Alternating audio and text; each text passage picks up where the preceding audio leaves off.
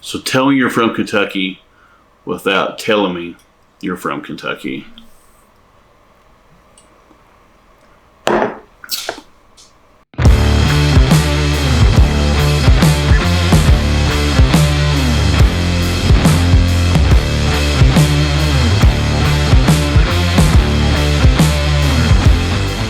Hey, what's up guys? It's Chris, the Kentucky photographer, and in today's vlog number 3, I'm going to be talking about my lighting setup that I used for a recent wedding that I have, some of the highlights of the wedding, some of the things that I did right, some of the things I did wrong, and hopefully this is something that you guys can use in the future. And yeah, so here we go. Things I want to talk about is during this shoot, I was using just some of the equipment I was using. So I was shooting this with my Sony a7 III, which is what I'm recording this with now. I also used my Sony 28-70, which is just it's a basic kit lens, and I got it when I got my Sony. 28-70 is probably one of my favorite lenses to use, especially when I'm going for the look that I was going for with this. With the barn and the sun, and just the whole vibe and look of this. So one of the lights that I used was a Westcott FJ400. So recently I switched from Godox. I used Godox for years. It's probably one of I used it for everything. Like it was, especially for outdoors. It was one of my favorite things that I used. Well, it was the only thing that I used because it was really, really reliable. Here we go through really again. Anyway, the Godox stuff is really reliable. It's built like a tank. It works, and it's really affordable. Here we go. It works, and it's really affordable for most everybody to get, especially if you're getting into the high-speed sync era or the high-speed sync world. And the Godox stuff is, like I said, it's there, and it's affordable for most people to start out with. So, but recently I switched over to the Westcott FJ80, or sorry, the Westcott FJ series, which on this situation I was using the FJ400. The FJ400 is a 400 watt stick light from Westcott. One of my favorite things about this light system is with the receiver, the transmitter on camera, is if I was to switch to another camera system, Fuji, or if I switch to back to Nikon, or switch over to Canon, which will never happen. Anyway, love you Canon people. Anyway, so the transmitter on the camera, it's universal, so it doesn't matter. I can switch it to any camera that I want to, just with a tap of a button, and it will switch. So this is the FJ-X2M transmitter, which is really cool. That the display is probably one of my favorites. It's really easy to read, and let me see this or not. Let's pull it back a little bit. All right, so it's really easy to read. Especially in a pretty quick situation, when you're trying to look at this, the system is laid out simple buttons to understand. It's really easy. So the Godox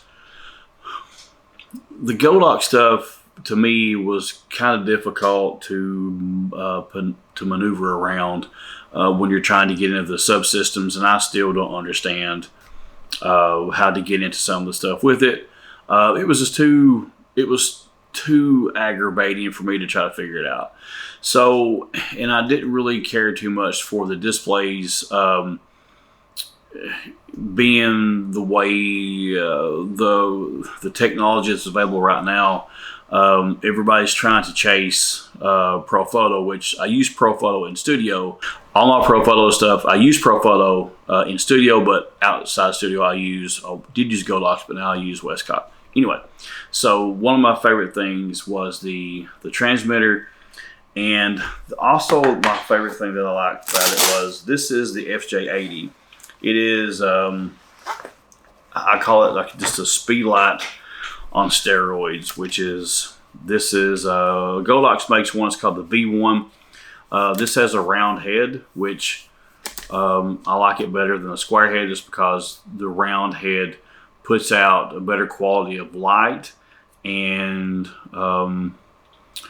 your light is in a circle instead of a square, and I prefer the light fall off of this versus a square. Anyway, so with this, you have some different attachments you can have. This is magnetic, just a grid that I keep on here. This is probably my most used thing on this light is the grid. Anyway, so one of the favorite things was the display in the back. You turn it on, tap that to come on, and it starts up. So this was another thing, was the display in this is so easy to work with. It's the same on the FJ400. The display is pretty much the same between this, which is FJ80, which is an 80 watt second speed light, and the FJ400 is a 400 watt second studio strobe, outdoor strobe. So, but the display is super easy. If I want to change this up, I just tap this. I can go down or up. I can go in halves this way. Another thing I like about it is if I want to use it in speedlight mode, which is on camera, I can hit this button, come down where it says speedlight, and now it's set for speedlight. If I want to go back to using it just for the for off-camera flash, go back into and use the client version. Or if I wanted to use this light as the controller, I simply come up here where it says host, and now with this, I can control all my other lights if I'm on the FJ series. So back to this client part. Another part of my favorite thing of this light is it has a monolight, which this is very, very important. And a lot of times when people are shooting with me and they see this light's on, they will say, hey, your light's on. I'm like, yeah, I left it on purpose. The reason is it helps focusing, especially in low light situations. When you have this, it helps a lot with focusing. So if you have one of these lights and you have a monolight, it's really easy to use to focus, or if the light helps you to focus. Anyway, so this is the Westcott FJ80, and I will go into another review on this at another date and talk about some more stuff I like about this versus the Godox brand.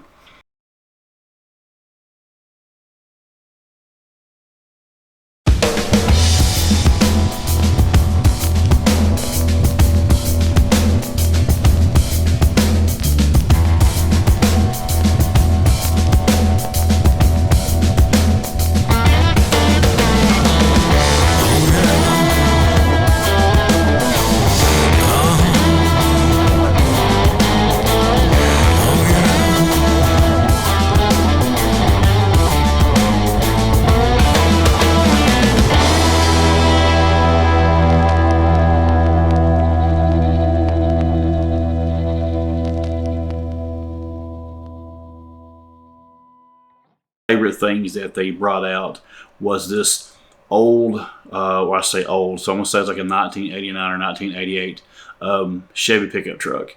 And I remember when I was in high school, when I was in high school, a friend of mine had this same truck, and I was so jealous because this truck was super, super nice.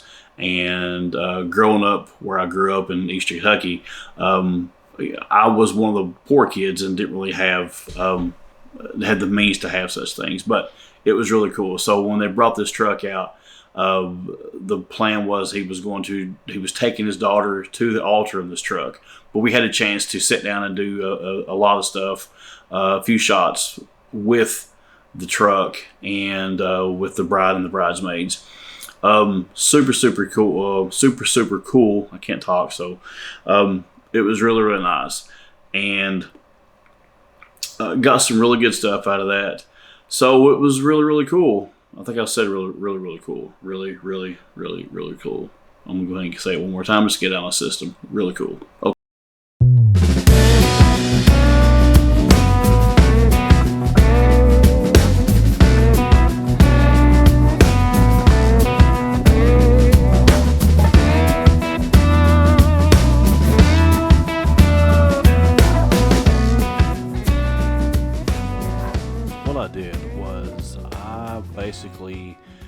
had the bride and groom standing in front of the barn. I was using the barn as a little bit of cover for the sun.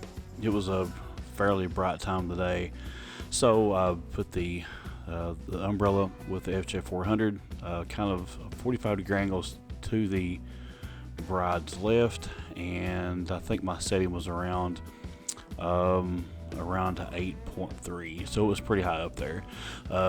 So it worked out really well. One of the things I wish I could have done differently was I wished I would have stuck a light behind them, just to add a little bit more separation. It was a little tough being in front of the black barn, so that was one thing I took away from that. But I was really happy with how it turned out, and it was definitely one of my favorite shots. Simple stuff like this is really easy ways to burn through pictures with the bride and groom, especially wedding parties, and especially if you are running out of time. So yeah, thanks a lot. Then another one of my favorite shots that I did was I was looking around just trying to find different areas to go. One of my little spots that I found was this little shed area, and there was a bunch of tobacco sticks, some farm equipment, which was part of the farm that the bride's parents owned, which was their wedding barn. So I found this little area, and I did a few shots with the groom there, did a few shots with the bride there, and I'll make sure that I throw those up on my video as well. So did some stuff there with them, just some individual stuff, because I really just liked that aesthetic, the way that it looked, and I hoped to do some other stuff there, but I was kind of pressed for time, and we were trying to get them in and out pretty quick so they could get back to their wedding. But I liked what I got. I was really I liked what I got, and I was happy with the whole outcome from what I've seen so far. I think I captured on my card around 1,500 pictures, which was way overshooting for me. I try not to overshoot that much for a wedding. One of the other things that I did was, or I haven't looked at yet, is Aaron's card.